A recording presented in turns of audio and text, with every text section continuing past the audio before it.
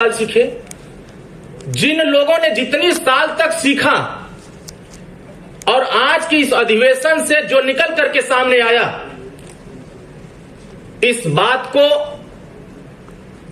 जब हम लोग उत्तर प्रदेश से यहां चल करके आ रहे थे तो हम लोगों के दिमाग में सिर्फ इस बात की चर्चा हो रही थी, संगठन कैसे बेहतर होगा। क्योंकि अभी आपने एक घटना देखा होगा उत्तर प्रदेश में कि संगठन और सरकार में खूब चर्चाएं हुई है कि नहीं हुई है? संगठन बड़ा है कि सरकार बड़ा है? तो इस बात की चर्चाएं पूरे देश के मीडिया में हुआ,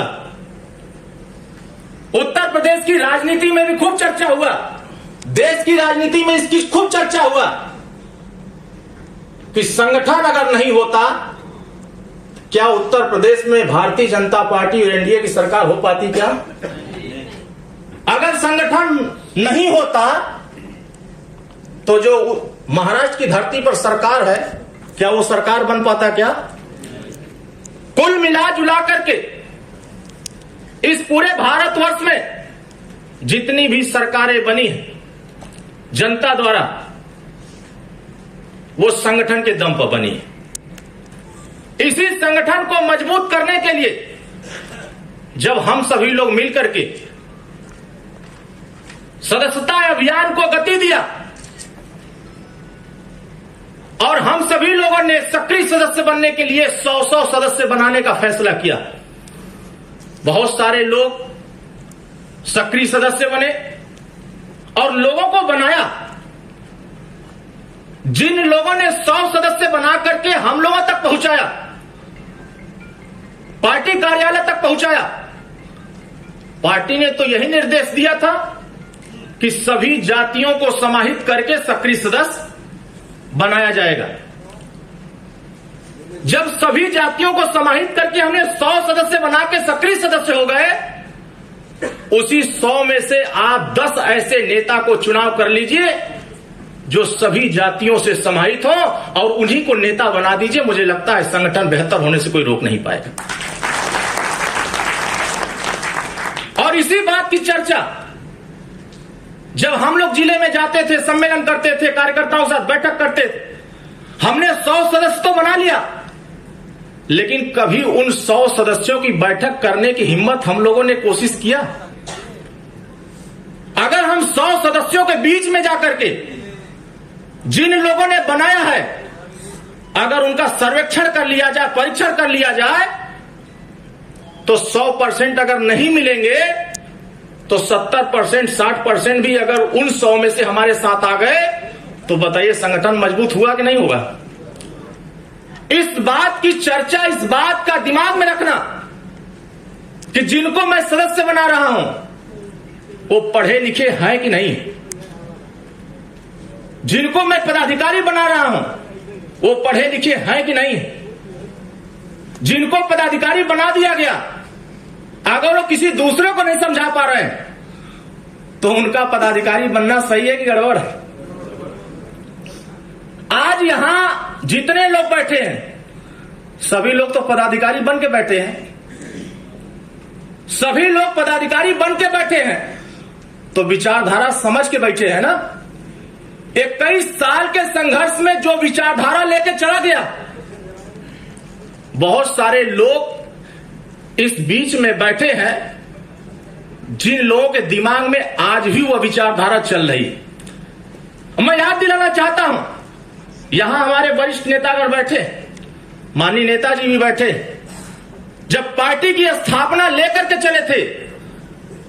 तो जिस एजेंडे को अपने पार्टी के उद्देश्यों में रखा था, जिस विचारधारा को पार्टी के लाइन में रखा था, 21 साल के संघर्षों के बाद जिस विचारधारा को हम लोग लेके चले थे वह विचारधारा पूरी होती दिखाई दे रही थी, लेकिन हम लोग अपने लोगों को समझा नहीं पा रहे थे। विचारधारा चली थी, सर्वेक्षण के बाद आर्थिक आधार पर आरक्षण दिया जाएगा, क्यों ये तो बात चल रही थी ना। सर्वेक्षण के बाद आर्थिक आधार पर आरक्षण की बात हर जाति में गरीब है, हर समाज में गरीब है। अगर जाति प्रमाण पत्र जाति के नाम पर जाता है तो पार्टी ने भी फैसला किया था जाति प्रमाण पत्र गरीबी के नाम पर बननी चाहिए, ताकि समाज में हर वर्ग के लोग गरीब हैं, हर गरीब के व्यक्ति को आरक्षण की व्यवस्था मिलनी चाहिए। एक विषय तो ये हमारा चला। 21 साल में एक छोटी सी पार्टी इस विचारधारा को लेकर आगे बढ़ी और देश की सबसे बड़ी party Bharatiya Janata party NDA की सरकार इस विचारधारा को अपने साथ समाहित कर लिया और समाहित करते हुए फैसला कर लिया कि हम आर्थिक रूप से जो कमजोर वर्ग हैं हम उनको आरक्षण की व्यवस्था 10% देंगे। अगर इस विचारधारा को हमने उठाया, मजबूती से हमने प्रचारित किया, धरना प्रदर्शन किया, रैली किया, जनसभा किया और जनमानस में एक मैसेज पैदा किया, उस मैसेज के आधार पर देश की सरकार बनने के बाद उसको इंप्लीमेंट में लाया गया, उसको जमीन पर उतारने की कोशिश किया गया। लेकिन हमारे कार्यकर्ता उस कामयाबी को, उस विचारधारा को, जो लोग कहते हैं कि ये एक जाति की पार्टी, ये पिछड़ों की बात करते हैं, ये दलितों की बात करते हैं, ये अल्पसंख्यकों की बात करते हैं, ये सामान्य वर्ग की बात नहीं करते, तो यह बात उनके दिमाग में घुस जाता कि जब हम सभी जाति के गरीबों की बात करते हैं तो उसमें ना तो सामान्य वर्ग छूटता है, ना पिछड़ा छूटता है, ना दलित छूटता है, ना अल्पसंख्यक छूटता है, हर वर्ग का व्यक्ति उसमें समाहित हो जाता। आपने देखा होगा एक मुद्दा तो यह खत्म हुआ, माननीय नेताजी ने बहुत सारी रैलियां किया महिलाओं को लेकर के, बड़े बड़े सम्मेलन हुए, देश का कोई नेता इन मुद्दों को छूने की कोशिश नहीं कर पाता। लेकिन देश की राजनीति में एक छोटी सी पार्टी देश के आधी आबादी के ऊपर चर्चा किया और आधी आबादी पर चर्चा करते हुए 50% रिजर्वेशन की बात किया कि महिलाओं को भी 50% आरक्षण मिलना चाहिए। लेकिन छोटी सी पार्टी ने जब आवाज उठाया, देश की सबसे बड़ी पार्टी 21 साल के संघर्षों में उसको भी अपने साथ जोड़ लिया। सरकार उनकी बनी, विचारधारा किसका पूरा हुआ? सुहेलदेव भारतीय समाज पार्टी का पूरा हुआ। एक विषय यह खत्म होता है। तीसरा विषय जब आता है, जब हम गरीबों को आरक्षण की बात करते हैं, तो माननीय नेताजी तो उसी मुद्दे पर तो इस्तीफा दे दिए थे कि गरीब में जो पिछड़े वर्ग हैं उनको भी आरक्षण मिलना चाहिए। आज वर्तमान की राजनीति में देखेंगे तो कोटे में कोटा का विरोध कौन लोग कर रहे हैं? जो आपको आरक्षण नहीं लेने देना चाहते, जो आपको हिस्सेदारी नहीं देना चाहते, उसी को हिस्सेदारी दिलाने के लिए सुहेलदेव भारतीय समाज पार्टी संघर्ष कर रही है कि जिन लोग गरीब हैं, जो पैसे के अभाव में अपने बेटा बेटी को पढ़ा नहीं पाते हैं, सामाजिक रूप से कमजोर हैं, इसी आरक्षण में उनको आरक्षण दे करके उनको आगे बढ़ाने की व्यवस्था किया जाए। आज देश का नेता इस बात को समझा नहीं समझा, लेकिन भारत की सर्वोच्च अदालत ने इस बात को समझ लिया कि जो बात माननीय नेताजी कहते हैं वह बात देश की सर्वोच्च अदालत ने कहा कि हर वर्ग में गरीब है, तो पिछड़े वर्ग जो अधूरे छूट गए हैं, जिनको आरक्षण का लाभ नहीं मिलता है, उनको भी आरक्षण का लाभ देने के लिए कोटे में कोटा की व्यवस्था किया जाए। आज चर्चाएं हो रही है। हमारे कार्यकर्ता इन बिंदुओं को गंभीरता से जा करके कार्यकर्ता जनता के बीच में बताना शुरू करें। मुझे भरोसा है जो लोग आरोप लगाते हैं कि माननीय ओम प्रकाश राजभर जी उल्टा पुल्टा बोलते, हमारे कार्यकर्ता जवाब नहीं दे पाते हैं, लेकिन जिस दिन उनको आप उनके सवालों का जवाब देना शुरू करेंगे, मुझे भरोसा है कि आप अपने विचारधारा की बात करिए। आप किसी नकारात्मक बातों की चर्चा मत करिए। आप जिस दिन अपने विचारधारा को जनता के बीच में बताने का प्रयास किया, तो आप 100 सदस्य छोड़ दीजिए,